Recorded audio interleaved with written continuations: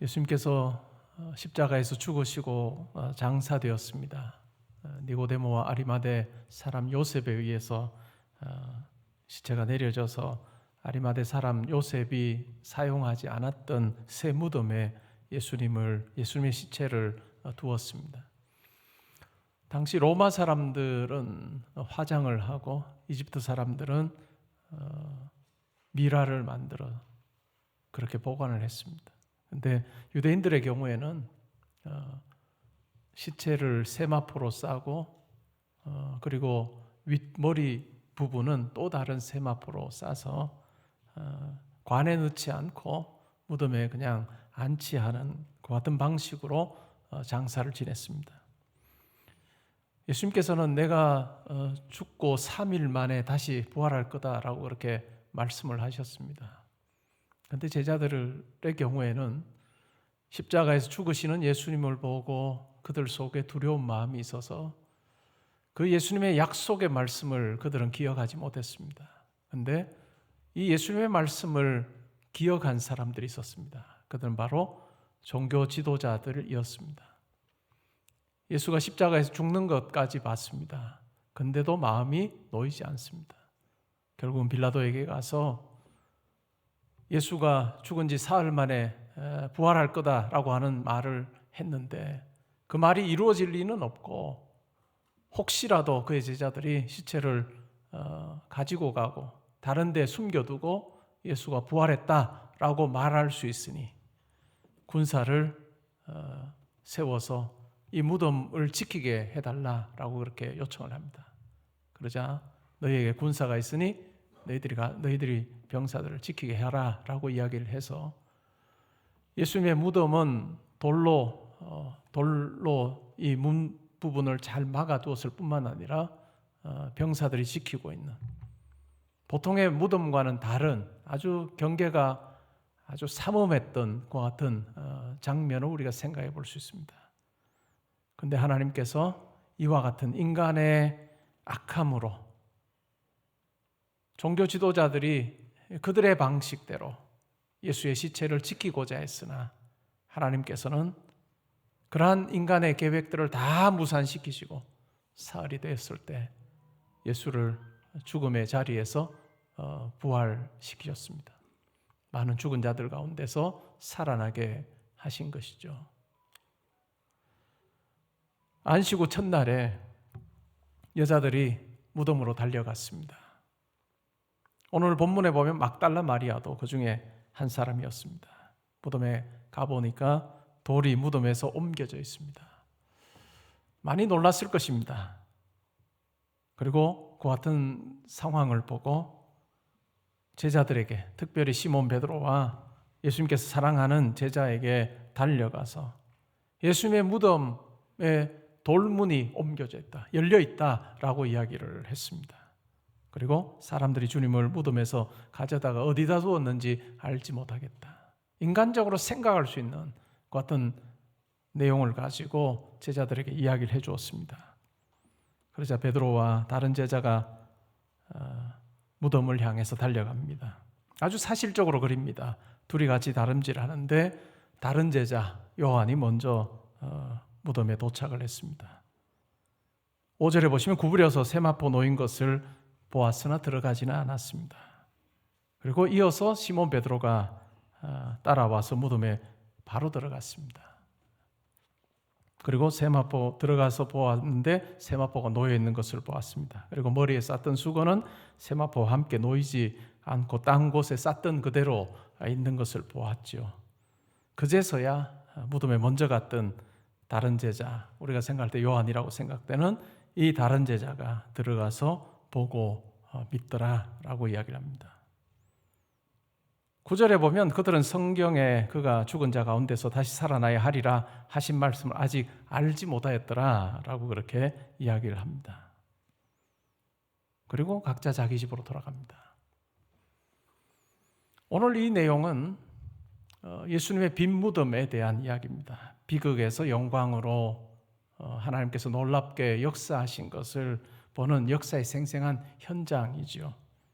때로는 우리가 이 본문을 이해하면서 본다라고 하는 단어가 3번 나오는데 5절에 보면 먼저 달려간 제자가 세마포 놓인 것을 보았다라고 할 때 보았다라고 하는 단어, 그리고 6절에 보면 베드로가 와서 무덤에 들어가서 세마포가 놓인 것과 머리에 쌌던 수건이 다른 곳에 잘 정돈되어 있는 것을 보았다라고 하는 단어, 그리고 8절에 보면 다른 제자도 들어가서 보고 믿더라라고 하는 요 단어를 가지고 우리의 믿음에 대해서 보는 것과 관련해서 세 가지 단계를 설명하는, 그래서 때로는 그냥 보는, 실제로 그냥 보는, 그리고 더 찬찬히 보는, 그 다음에 보고 믿는, 이러한 방식으로 설명하는 그런 강해가 많습니다. 그러나 가만히 생각해 보면 이 본다라고는 물론 세 번의 이 동사가 다 달라요. 근데 이 세 동사를 가지고 점차적으로 믿게 된다라고 하는 이야기는 아닙니다. 왜냐하면 9절에 보면 이들이 믿지 않아요. 뭘 믿었다는 걸까요? 보고 믿었다는 게 뭘까요? 아, 예수님의 시체가 없구나 라고 하는 것을 알게 됐다라고 하는 이야기이죠. 결국 이 빈 무덤이 실제로 하나님의 놀라운 영광의 역사, 자리가 되는 것은 부활하신 주님이 여인들과 제자들에게 나타나서 자기를 보이십니다. 그때 비로소 그들이 믿습니다. 그리고 예수 그리스도의 부활을 본 자들, 그 본 자들이 볼 때 이 빈 무덤은 하나님의 놀라운 일 행하심에 대한 증거의 자리가 되는 것이죠. 그리고 예수님께서는 40일인가요? 이 땅에 계시다가 하늘로 올라가십니다.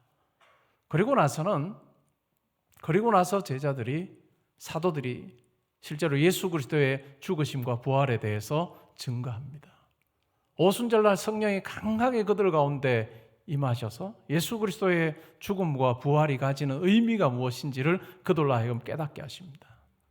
그리고 오순절날 놀라운 역사가 일어나는 것을 보고 모여온 많은 사람들에게 예수 그리스도의 죽음과 부활의 의미에 대해서 베드로가 증거합니다. 그때 사람들의 마음에 찔림이 있습니다. 그리고 예수 그리스도의 죽음과 부활을 그들이 믿고 예수 믿는 자들이 되는 놀라운 역사가 일어납니다. 예수를 믿는다라고 하는 것은 우리의 일이 아닌 것 같아요. 교회를 다닌다고 다 예수 믿지 않습니다. 교인으로서 멤버십을 가지고 생활할지는 몰라도 교회에 내가 출석합니다라고 하는 것이 내가 예수를 믿는 증거가 되지는 못합니다. 예수를 믿는 것은 전적으로 성령의 역사입니다. 도무지 우리로서는 믿을 수 없는 이와 같은 이야기가 성령이 우리 가운데 역사할 때 비로소 믿어지는 거죠. 예수의 십자가에서 죽음이 내가 감당해야 되는 그 형벌의 자리였다. 내가 죽어야 될 그 죽음을 대신해서 나를 위하여 예수께서 죽으셨다라고 하는 것을 나로 하여금 알게 하시고, 예수 그리스도의 부활이 나를 의롭게 하시고 하나님 앞에서 자기 백성 삼으시는 놀라운 하나님의 역사라고 하는 것을 우리로 하여금 믿어지게 하는 역사가, 그것이 바로 성령의 역사입니다. 때로는 성경 공부를 해도 안 믿어져요. 때로는 말씀을 들어도 안 믿어질 수 있습니다. 그런데 분명한 건 성령이 우리 가운데 역사하시면 이것이 믿어지는 거예요. 우리가 교회 생활을 하고 신앙 생활하는 데 있어서 매우 중요한 부분이 바로 이 부분입니다. 나에게 예수의 죽음과 부활이 어떠한가? 교회 생활하는데 몇 가지 단계를 생각을 해보면 첫 번째 단계는 지식으로 아는 단계입니다. 설교를 통해서 듣습니다. 성경 공부를 통해서 알게 됩니다. 여러분들이 경건생활 트래킹을 하면서 복음서를 읽고 바울 서신을 읽고 또 다른 신약 성경을 읽으면서 예수님의 죽음과 부활에 대해서 여러분들이 알게 됩니다. 아, 예수님께서 돌아가셨구나. 그분이 하나님의 아들이시구나. 그분이 부활하심으로 하나님께로 나아갈 수 있는, 하나님 구원 백성이 생길 수 있는 놀라운 일이 일어났구나 라고 하는 것을 아는 지식적인 차원에 머무를 수 있습니다. 그러나 그것이 전부는 아니에요. 지식적인 차원에서 내가 예수의 죽음과 부활을 아는 것이 여러분들의 구원을 담보해 주지는 못합니다. 그럼 어떤 일이 벌어져야 될까요?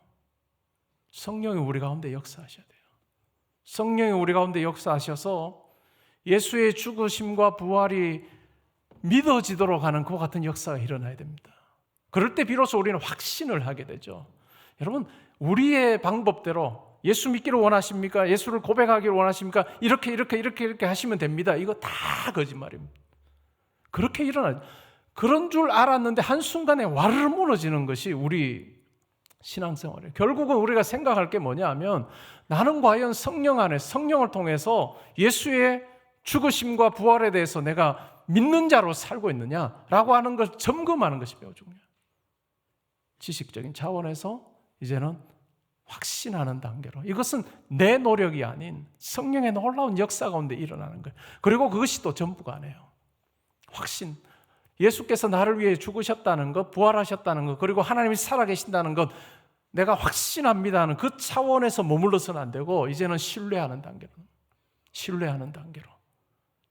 단계로 넘어갈 때 어떤 일들이 일어날까요? 확신을 가지면서도 예수 그리스도의 십자가 부활을 내가 믿고 확신하면서도 여전히 자기중심적이에요. 내가 제일 커 보여요. 내가 우주의 중심이 되는 것처럼 보여요. 근데 하나님을 만나기 시작하면, 만물보다 크신 하나님을 만나기 시작하면 내가 얼마나 작은 존재인지를 우리는 끊임없이 만나게 알게 되는 거예요. 나와는 비교 불가능한 그 하나님, 전능하신 하나님, 지혜가 많으신 하나님을 내가 만나기 시작할 때, 내가 생각할 때 내가 제일 똑똑하다고 생각했던 그것이 아무것도 아님을, 내가 많다고 자랑했던 것이 아무것도 아님을 알게 되는 거죠. 이 세상에 아무리 높은 자나 아무리 부유한 자도 하나님께서 한번 만지시면 끝이라는 것을 우리가 알게 될 때 비로소 우리는 내가 내 인생 꾸려가는 것이 아니라 하나님께 의탁하고 신뢰하면서 내 인생 하나님께서 붙들어 주시는 것이 가장 선할 줄 믿습니다라고 그 고백 가지고 우리가 살게 되는 거죠. 여러분 어느 단계입니까? 지식, 확신, 신뢰, 어느 단계를, 믿음의 어느 단계를, 신앙의 어느 단계를 살고. 목사님 제가 그래도 교회 40년 다녔는데요, 40년 다녀도 소용없어요. 평생을 교회 다니는 소용없어요. 지식적으로는 많이 알지 몰라도 성령 안에서 여러분들이 이와 같은 놀라운 믿어지게 하시는 이 역사를 경험하지 못하면, 이 성령을 만나지 못하면, 그리고 그 가운데서 인격적인 예수를 만나지 못하면 확신하지 못합니다. 여러분 오늘 이 자리가 여러분의 영혼의 상태를 잘 확인하는 자리가 될 수 있기를 바라고, 지식의 차원에 머물지 않고 확신의 자리로, 또 신뢰의 자리로 나아가는 여러분이 되면 좋겠습니다. 목사님 그러면 제가 어떻게 하면 예수를 그리스도로 고백할 수 있을까요? 저도 몰라요. 하나님의 일하심이에요. 그러나 성경을 통해서 또 여러 성도님들이 예수를 만난 그 부분들을 놓고 보면 우리가 예배 자리를 그냥 쉽게 생각해서는 안 될 것 같아요. 그냥 예배 자리는 세상의 많은 모임들처럼 그냥 내가 그 자리에 가 있고 시간 땡 하면 끝나는 그런 자리가 아니고, 온 우주 만물을 창조한 하나님 앞에 내가 서는 자리로 생각을 해야 돼요. 여러분이 지금까지 사시면서 여러분들이 생각하기에 가장 권세가 있다고 생각하고 가장 여러분들의 삶에 영향을 미칠 수 있다고 생각하는, 여러분 회사의 회장님이든 누구든 여러분이 생각할 때 가장, 여러분들이 만난 사람들 중에 여러분 가장 많이 설레면서 준비하고 나아갔던 자리가 있을 거예요. 여러분 하나님 앞에 나올 때 그것보다 더 해야 되는 거예요. 하나님 앞에 나올 때 그것보다 더 한 마음으로 나와요. 온 우주 만물을 창조하시고 나를 지으신 하나님의 존전에 내가 나아갑니다. 하나님 존전에 내가 나아갑니다. 하나님 오늘도 저에게 은혜를 베풀어 주셔서 예수를 그리스도로 고백하게 하시고 내 심령 가운데 역사하시는 성령을 제가 체험하기를 원합니다. 오 하나님 나에게 은혜를 부어 주옵소서, 하나님 나에게 긍휼을 베풀어 주옵소서라는 그 마음으로 우리가 나올 때 여러분의 예배 자리가, 신앙생활의 자리가 허비하는 것이 되지 않을 것입니다. 여러분 가장 안타까운 게 어떤 걸까요? 교회 생활은 했습니다. 10년이 되든 20년, 30년, 40년 교회 생활을 했는데 예수 그리스도를 만나지 못한, 그것이 있다면 가장 불행한 인생입니다. 라일이라고 하는 아주 유명한 목사님이 그런 이야기를 했습니다. 지옥으로 향하는 길은 강단 아래에서 성경을 통해 권면과 경고 안에서 가는 길이다. 강단을 통해 많은 말씀을 듣습니다. 성경의 말씀들을 여러분들이 듣습니다. 권면과 경고의 말씀들을 듣습니다. 그러나 여러분이 여러분의 마음을 활짝 열고 오 주여 저를 긍휼히 여기소서, 하나님 저를 불쌍히 여기소서 하는 말씀으로, 마음으로 여러분들이 그 말씀에 귀 기울이지 않으면 여러분이 이 자리에서도